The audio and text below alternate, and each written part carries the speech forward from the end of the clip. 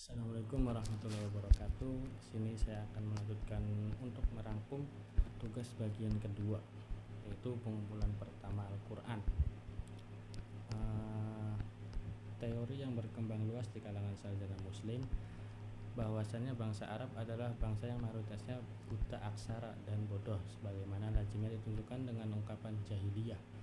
Terlihat dari mendapat dukungan dari temuan-temuan arkeologis dan bahkan tidak disokong oleh Al-Quran sendiri. Bukti-bukti arkeologis menunjukkan bahwa suatu bentuk tulisan telah dikenal di Arabia selama berabad-abad sebelum kedatangan Nabi Muhammad SAW. Terdapat sejumlah prasasti dalam bahasa Arab Selatan yang bertanggal jauh sebelum era Kristen. Sementara prasasti yang ditemukan di daerah barat laut Arabia dalam abjad Natabean, Lihyanik, dan Samudik berasal dari abad-abad sebelum kelahiran Nabi. Contoh paling awal untuk bahasa Arab klasik dan naskah-naskah berbahasa Arab adalah 3 sketsa kasar yang terdapat pada tembok suatu kuil di Syria yang berasal dari abad ketiga. Prasasti yang lebih awal dari kehadiran Nabi memang belum dikemukakan di sekitar Mekah. Namun seperti ditunjukkan dalam bab 1, Mekah adalah kota niaga yang sangat tergantung pada perniagaan untuk keberadaannya yang asasi. Dalam hubungan dagang yang teratur dengan daerah-daerah di mana tulis-menulis telah menjadi tradisi, para pedagang Mekah tentunya telah mempelajari tradisi tersebut untuk kepentingan niaga dan kemudian menyebarkan ketika kembali ke kampung halaman. Dikabarkan oleh Bazuri bahwa pada masa Nabi hanya terdapat 17 orang lelaki ditambah segelintir wanita yang bisa menulis. Tetapi pernyataan ini sangat tidak masuk akal, seperti ditunjukkan di bawah. Nabi sendiri kabarnya memiliki sejumlah sekretaris yang ditugaskan menulis wahyu. Lebih jauh, kenyataan bahwa orang-orang Mekah sebagaimana halnya orang Mesir yang sangat menyukai tulis-menulis telah memanfaatkan berbagai jenis bahan untuk menulis. Tentunya hal ini merupakan hal yang wajar di kota niaga seperti Mekah.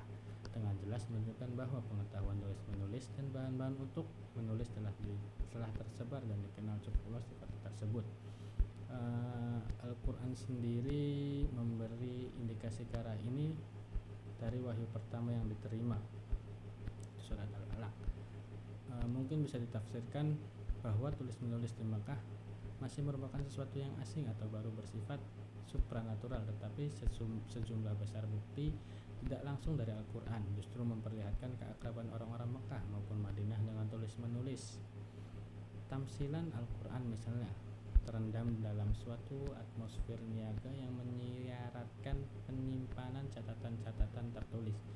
Jadi hari pengadilan akhirat dikatakan sebagai hari penghisaban ketika kitab-kitab dibuka dan ketika setiap orang akan ditunjukkan catatan-catatannya atau akan diberi catatannya untuk dibaca. Malaikat pun menulis perbuatan manusia dan segalanya akan dicatat dalam suatu kitab.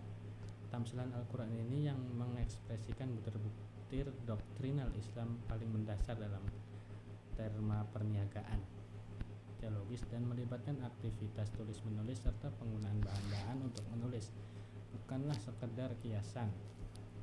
Tamsilan semacam itu pasti tidak akan digunakan Al-Quran bila belum dipahami atau dikenal masyarakat Mekah. Jika butir ini disepakati, dapat disimpulkan bahwa tulis-menulis bukan merupakan hal baru, tetapi justru telah cukup dikenal di kalangan penduduk Mekah.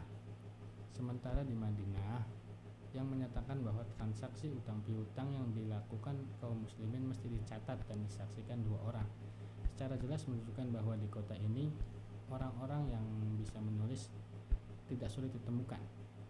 Tentunya akan memerintahkan penulisan transaksi tersebut karena akan sulit dijalankan lantaran langkanya orang-orang yang bisa menulis.